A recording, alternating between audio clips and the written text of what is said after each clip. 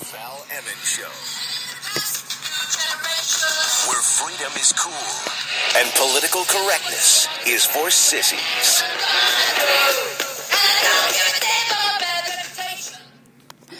Good evening, everyone. I'm Val Emmons, and a lot of news to report to you tonight. You can comment on any of these stories on my Facebook page at www.facebook.com/Val Emmons, or you can tweet at Val Emmons, or you can send me a private email if you want to valemmons@gmail.com. Wow. So, first off, The Guardian reported today that the White House has threatened to pull all U.S. troops out of Afghanistan if it is unable to persuade Hamid Karzai to sign an agreement on a remaining military presence after a tense dinner in Kabul that has strained relations between the two governments. Amid signs that patience for the process may be faltering in Washington, officials say that U.S. National Security Advisor Susan Rice warned Karzai, the Afghan president, that his latest proposal to delay signing the deal until next year would jeopardize their plan to keep a security presence in the country after the bulk of U.S. troops pull out. Because Karzai wanted to sign this after the elections. Anyway, that's what I read earlier, too. Ambassador Rice reiterated that without a prompt signature, the U.S. would have no choice but to initiate planning for a post-2014 future in which there would be no U.S. or NATO troop presence in Afghanistan, said a White House spokesman. Deferring the signature of the agreement until after next year's elections is not viable, as it would not provide the United States and NATO allies the clarity necessary to plan for a potential post-2014 military presence. The remarks followed a dinner for Rice and Karzai on Monday night, where U.S. diplomats clashed with Afghan officials over the issue of returning Taliban suspects held in Guantanamo Bay. President Karzai's spokesman said on Tuesday that a blunt response from U.S. Ambassador James Cunningham when Karzai raised the question of the release of Afghan prisoners from Guantanamo soured what had previously been a constructive meeting. The beginning until almost the end was pretty calm and good, although there were disagreements. But the comments of the ambassadors at the end that changed the meeting from that point were regarding to the Afghan prisoners in Guantanamo Bay. Cunningham told Karzai that the peace process was not the responsibility of the U.S. and the release of prisoners was not part of the strategic pact. U.S. officials were said to be irritated by a surprise decision by Karzai not to sign the troop deal, even though it had been ratified by a national tribal gathering, or Loya Jirga, at the weekend. Their threat to start planning for U.S. presence at all came as Republican hawks in Congress indicated they supported an uncompromising negotiating position from the White House. President Karzai needs to understand the American people's patience with him is not unlimited, said Republican Senator Lindsey Graham. The White House has threatened what it calls the zero option, no U.S. troops before, although it inflames the Pentagon, which wants to keep several thousands of troops after the main withdrawal to ensure the Taliban don't regain the upper hand. So, I get that. A key question in Washington is whether all this provides the White House with an excuse to get out of Afghanistan altogether, which is what I thought we were supposed to do, when Obama became president, thought we were going to get all our troops home and... Anyway, similar circumstances after the U.S. failed to agree on terms to keep residual troops in Iraq did little political damage to Obama. There are still 47,000 American forces in Afghanistan, but the U.S. would like to reduce this to only 8,000 as it winds down its full-scale military presence next year. Next year! Well, how long has this dude been in office? 6 years now? It'll be 6 years next year? The first thing I do! I'm going to have to go back and find that YouTube clip from him saying that during his campaign, that the first thing he does is going to bring all our troops home. Anyway. However, if the U.S. does not strike a deal in Afghanistan after 2014, they have no staging ground to launch drone strikes into Pakistan, or would have to negotiate one with one of the former Soviet republics, giving a wider strategic importance to the clash with Karzai. Karzai's spokesman has said that he doesn't believe the zero option is a real possibility.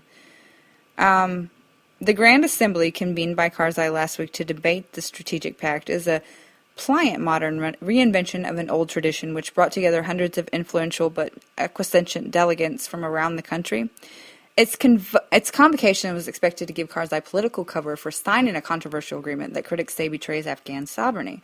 Even some of his closest advisors were astounded when he told the opening session he wanted to delay signing until next spring.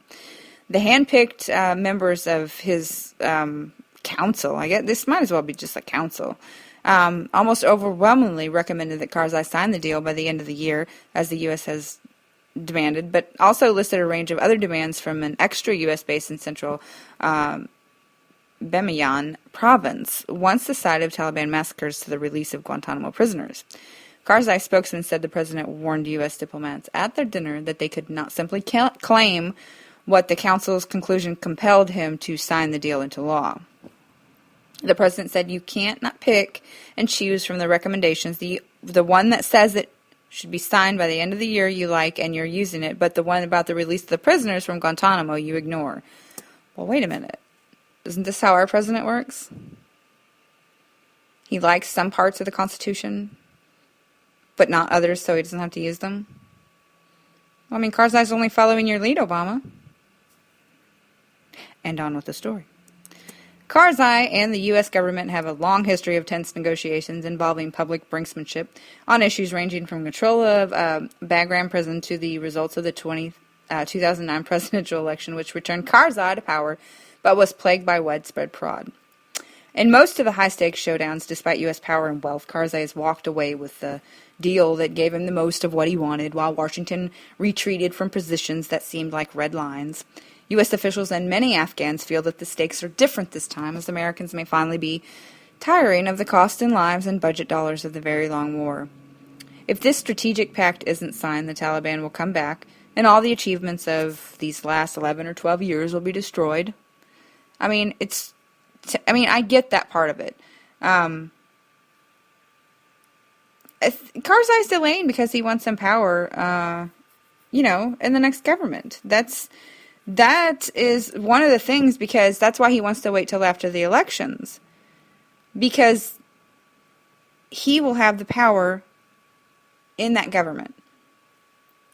So he's convinced that the U.S. demands for a signature by the end of the year are pure showmanship. We don't believe there's a zero option. Some spokesman told journalists earlier this week. In other words, he's not going to sign it. And he thinks we're blowing smoke up his ass. Plain and simple. He wants it under his terms, and he thinks this is the thing. But see what happened with the Iran deal over the weekend. I'm not going to talk about that because everyone's covered it. And look, I'm going to stay neutral on that one because, I don't want Iran. Iran is one of the devils, but I'm not religious, so I'm not in it for.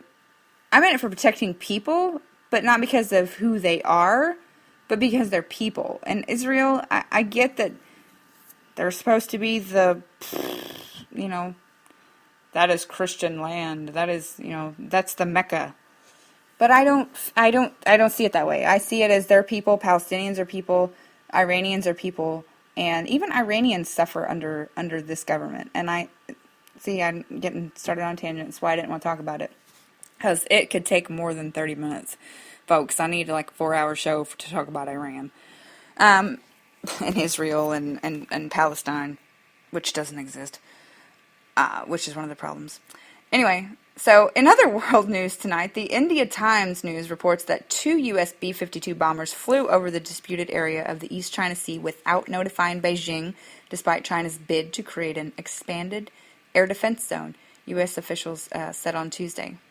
The unarmed aircraft took off from Guam on Monday, and the flight was previously scheduled as part of a routine exercise in the area. Last night, they conducted a training exercise that was long planned and involved 2 aircraft flying from Guam and returning to Guam. This comes from Pentagon spokesman Colonel Stephen Warren, who told reporters that no flight plan was submitted beforehand to the Chinese, and the mission went ahead without incident, with the 2 aircraft spending less than an hour in the unilaterally declared Air Defense Identification Zone, or ADIZ, Warren stated. A U.S. defense official speaking on condition of anonymity confirmed to the AFP that 2 planes were B-52 bombers.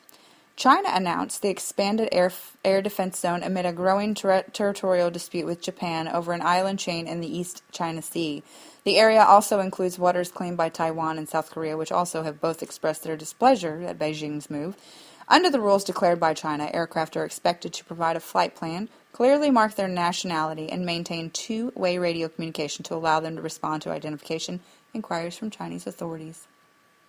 Japan, the United States, and several other governments have criticized China's announced air defense zone. So, basically, we just puffed out our, like the blowfish does whenever we're, like the monkey does, like he beats on his chest to show his, like the alpha male. There we go. Basically, that's what we did. We tested the Chinese. Is that really smart when we owe them so much money? I mean, I get that we did that to show our allies over there that, Japan, that we are not going to allow them to be overrun by China, but we will allow all of China to stay communist and all that, and to keep Taiwan down, because that's a huge thing right there. Taiwan still belongs to China, but yet they're like a little republic, and they want to be democratic instead of communist. It was only recently that they started allowing planes to fly on more than just the holidays too, because like in China they have direct flights on the holidays that you can go see your family, but during the rest of the year you couldn't see your family. Isn't that crazy? It's nuts. China's crazy. I know some Chinese people, and they're absolutely crazy. They are just absolutely crazy. So in Arkansas news, this one takes the cakes, folks, and be careful not to butt dial someone while you're plotting to kill them. This is unbelievable. So in Jonesboro, the owner of a used car dealership has been arrested after an accidental phone call to a former employee revealed his plot to kill him. According to a report from KAIT Channel 8 in Jonesboro, 68-year-old Larry Barnett of Jonesboro accidentally called the same former employee he was plotting to kill while he was plotting to kill him. Jonesboro police told KAIT that Barnett, the owner of Legend Motor Company on South Stadium Boulevard, accidentally called his employee while telling a hired killer personal information about him, including his address. But he couldn't stop there as he continued to describe how and why he wanted it done. In the probable cause affidavit, Barnett told the alleged hitman, "I don't care if you have to burn his house to the ground with him in it, and to make it look like an accident," according to the article. The intended target also reportedly heard Barnett discussing a previous attempt to murder him, but they couldn't get the job done.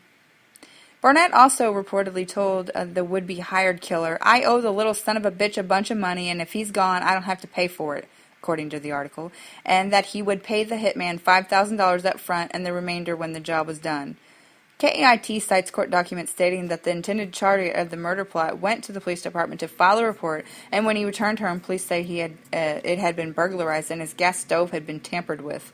Barnett admitted to police that he accidentally called the former employee and discussed his phone number and address with the other man involved in the conversation. "I've been here now for 25 years, and I've never recalled a time when a subject has accidentally, if you will, butt-dialed someone they're either trying to commit a crime against or the possible victim of a crime," Jonesboro Police Sergeant Doug Foreman told KAIT. I know Doug. He's a good guy, too. Barnett's temporary bond was set at $1 million. However, in court Monday, it was lowered to $50,000. What? That guy should have been... That's just crazy, folks. Could you imagine butt-dialing someone? I mean, could you... First of all, plotting to kill someone is bad enough, but... I mean, this would have gone unnoticed. I mean, that's like your guardian angel looking out for you, you know? Seriously, that's stuff like that. That would have gone unnoticed. This guy probably would have been murdered.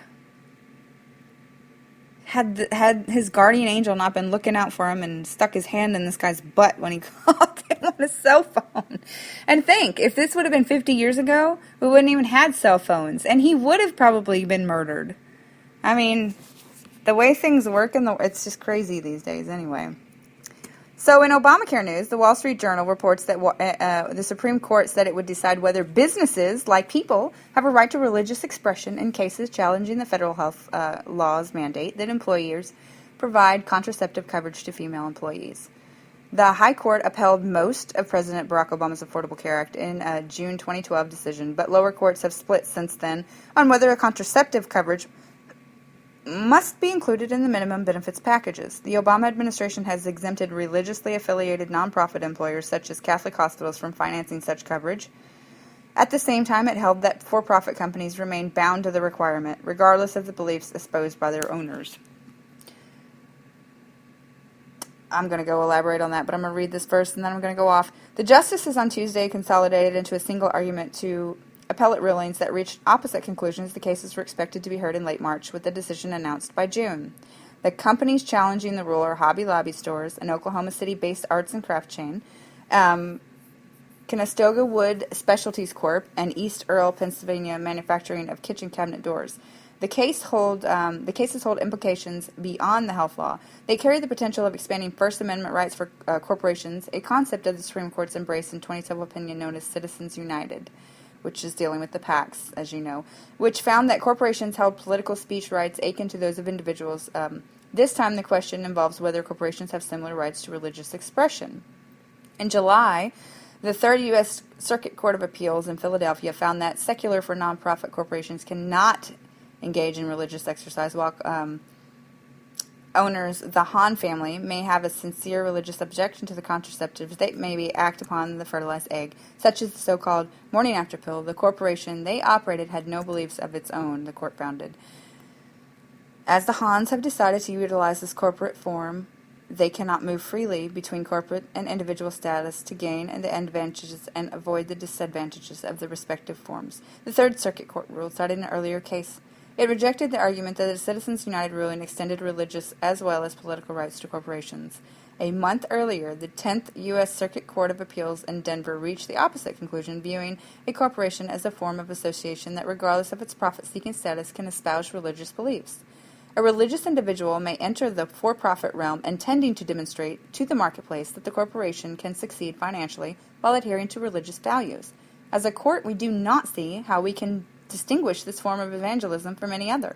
The 10th Circuit found the Hobby Lobby case. The Green family, which owns the chain, says its Christian beliefs reject the morning after pill as well as in other devices, in utero devices that prevent implementation of a fertilized egg. Mr. Obama, whose 2012 re-election was fueled by women's votes, has depicted, not mine by the way, he didn't get my damn vote, sorry about that, just had to throw that in there, has depicted the law's provisions as a woman's health measures on. On Tuesday, the White House said the law puts women and families in control of their health care by covering free birth control. It said for-profit corporations shouldn't be able to dictate women's decisions. But yet a woman should be able to dictate what I do with my money coming from my business. Really? Opponents said the law compelled some Americans to violate their religious beliefs. The administration's mandate is an attack on religious freedom, and I'm hopeful it will be reversed by the court, said House Speaker John Boehner. Go, John Boehner! Got to meet him last month, by the way, in D.C. Whoop, whoop. Great guy, by the way. I really think he is a great guy. I'm sorry. People disagree with me, but I think he's done a great job this time around with the shutdown, especially the shutdown. The lower court rulings discussed the First Amendment, which guarantees free exercise of religion, but they principally turned on a 1993 federal measures called the Religious Freedom Restoration Act. That law sought to nullify a high court ruling in which the justices found that the state of Oregon could deny unemployment benefits to people using an illegal drug, the hallucinogen peyote, even though they took it as part of a Native American religious ceremony. Congress said in 1993 law that government can put burdens on a person's exercise of religion only when that advances a compelling governmental interest and is the least restrictive means of furthering it. A threshold question now is whether the 1993 law's reference to persons also applies to for-profit companies. While the Third Circuit said no, the 10th Circuit found that forcing Hobby Lobby's owner to provide contraceptive coverage was akin to denying a Muslim prisoner a halal diet, which in 2010 the Denver court found substantially burdened the inmate's religious exercise. So you're telling me that an inmate, a Muslim inmate at that, has more rights than I do if I own a corporation in buying a woman birth control if I don't believe in it. Which everyone knows I'm not religious anyway, but that's beyond the fact. The fact is you're making me do something that my religion, that I don't believe in. That would be the same as telling me I have to go to church and pray every day, because I disagree with that.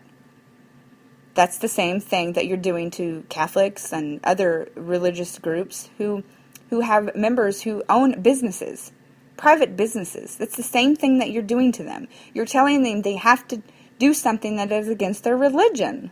That's insanity. The Obama administration argued that the coverage mandate reflected compelling interests, namely public health and gender equality.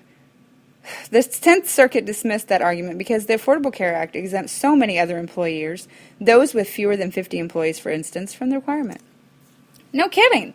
I mean, some of the stuff is just absolutely absurd. It's like they are attacking religious freedom, and I don't care what, you can call me a Tea Party, teabagger, whatever you want to call me. I'm not even religious, but I like being able to choose whether or not I'm religious or not.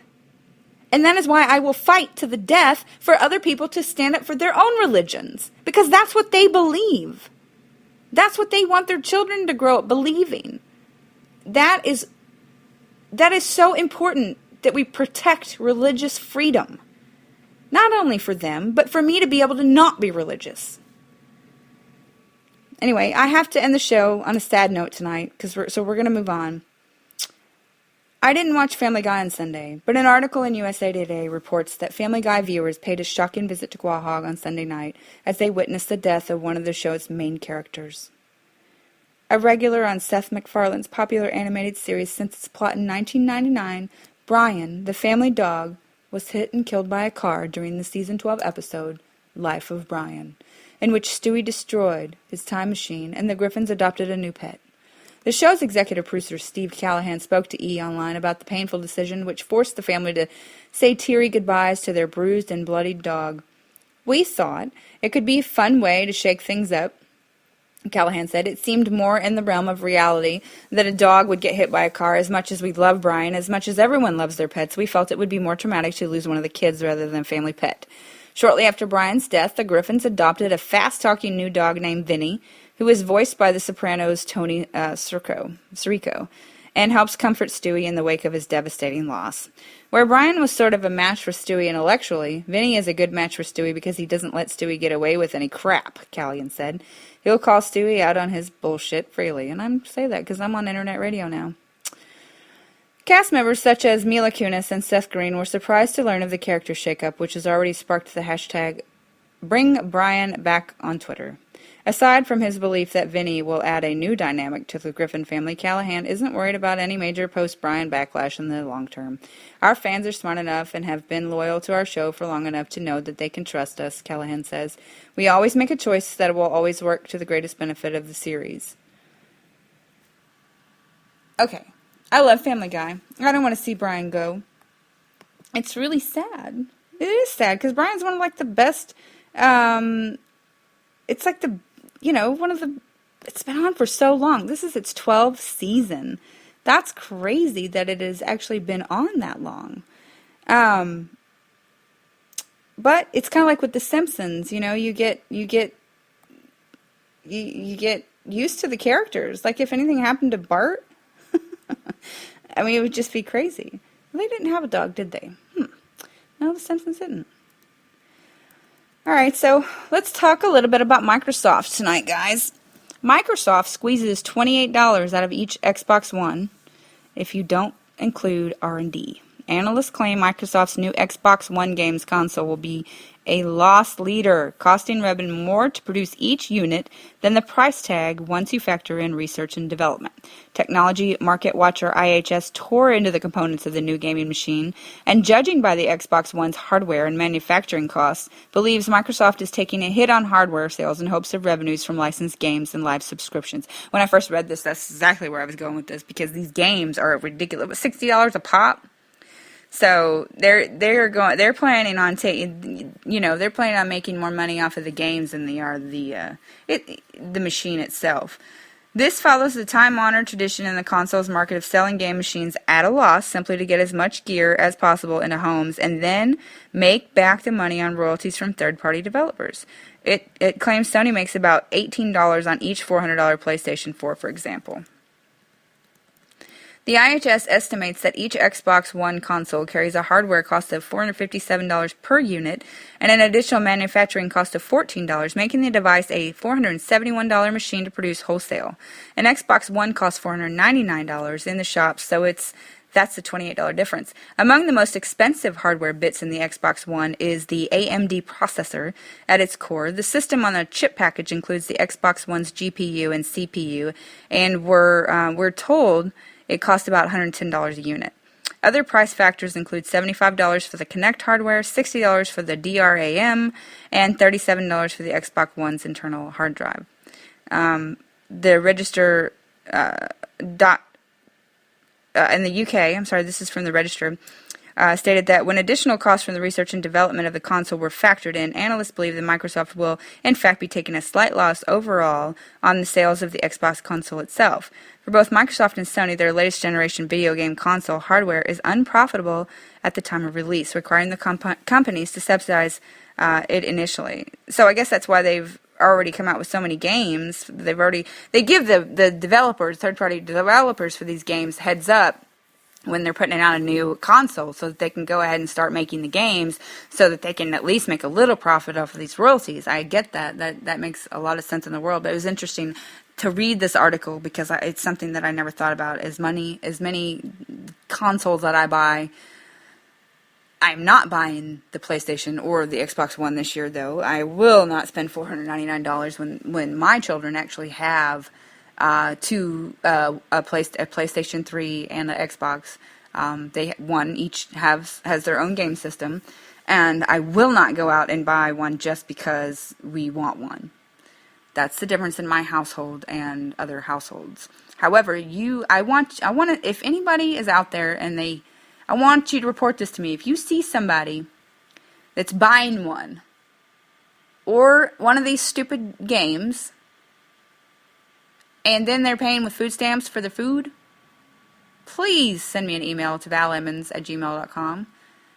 Take a picture of them, embarrass them. Don't get yourself into a fight. But look, I'm going to start. I really want to start calling these people out because I'm sick and tired of paying for their needs like food and like we talked about yesterday's show with the cigarettes and the health insurance.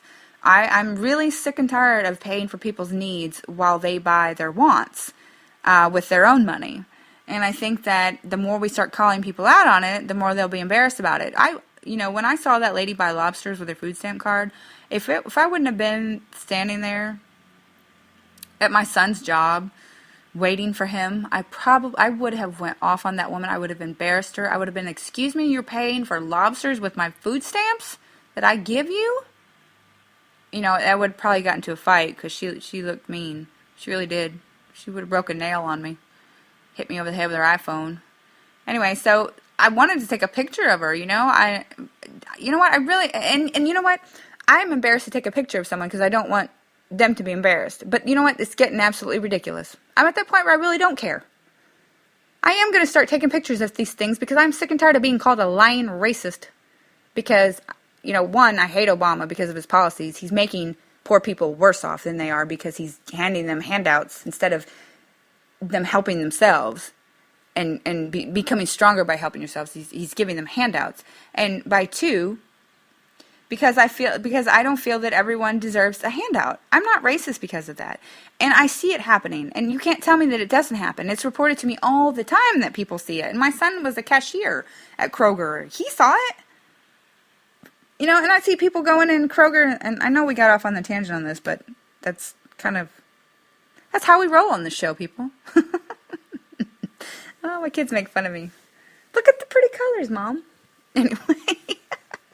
Anyway, so yeah, he sees people coming through there. They'll be buying all these expensive dish detergents and, Tide, which is ridiculous. Tide's expensive. I don't even buy Tide. Bounty paper towels. I buy the store brand toilet paper, store brand paper towels, folks, because I got to feed 2 growing boys. And if I'm on food stamps, I should be doing the same thing, don't you think? Instead of they're buying that good stuff and I'm buying the crap and paying for the food. Yeah. Anyway, that's all I have for you tonight, and I hope you'll tune in tomorrow and hear me rant some more. Lord knows what's going to happen next. Have a good night. Bye-bye.